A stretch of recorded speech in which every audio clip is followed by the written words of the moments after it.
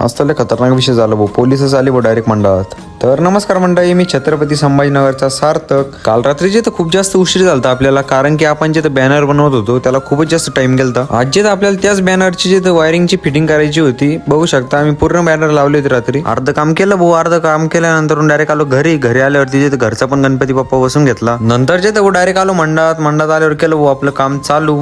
काम चालू केलं तर तेवढ्यामध्ये आली पोलिसांची गाडी. ते विचारत होतो मी जे परमिशन काढलेली का त्यांना, मी सगळं काढलेलं एकदम ओके मध्ये म्हणलं. म्हणजे ते पण म्हणे काहीच विषय नाही म्हणे. मग आपल्याला जे बॅकग्राऊंडला महादेवाची फ्रेम लावायची. बघू शकता अशा प्रकारची. आपल्याला जे मंडळात थोडं सामान आणायचं होतं. मग गेलो सुजित भैयाला घेऊन सामान आणण्यासाठी. आणि आपल्या मंडळाचे कार्यकर्ते जे ते पण मागे बसलेले होते. नंतरून जे आपण स्पीकर पण आणला आणि स्पीकरची पण वायर जोडून घेतले. आणि महादेवाच्या फ्रेमच्या मागून जे आपल्या स्ट्रीप लाइटिंग लावायची होती तर ती पण लावून घेतली. आणि मग जे बुक केले आपल्या फ्रेमा चालू. बघू शकता एकच नंबर दिसून राहिला भाऊ. आणि नंतरून जे महादेवाची फ्रेम पण लावून घेतली. बघू शकता कशी दिसते. कमेंट मध्ये एकदा नक्की सांगा कशी वाटली तुम्हाला आपली फ्रेम. तर आणि लावून जे भाऊ आपल्या मंडळाचा लुक एकच नंबर येत होता भाऊ. म्हणजे म्हणलं भाऊ आता सगळं ओके मध्ये झालेलं आहे. आपण जे आता मूर्ती बसवून घेऊ. मग जे डायरेक्ट आणली भाऊ मूर्ती. आणि मग जे मूर्ती पण बसून घेतली आणि आरती पण करून घेतली. तर आजच्या ब्लॉग मध्ये एवढंच. भेटू दुसऱ्या ब्लॉग मध्ये. कमेंट मध्ये नक्की सांगा तुम्हाला कसं वाटलं आपलं डेकोरेशन. तर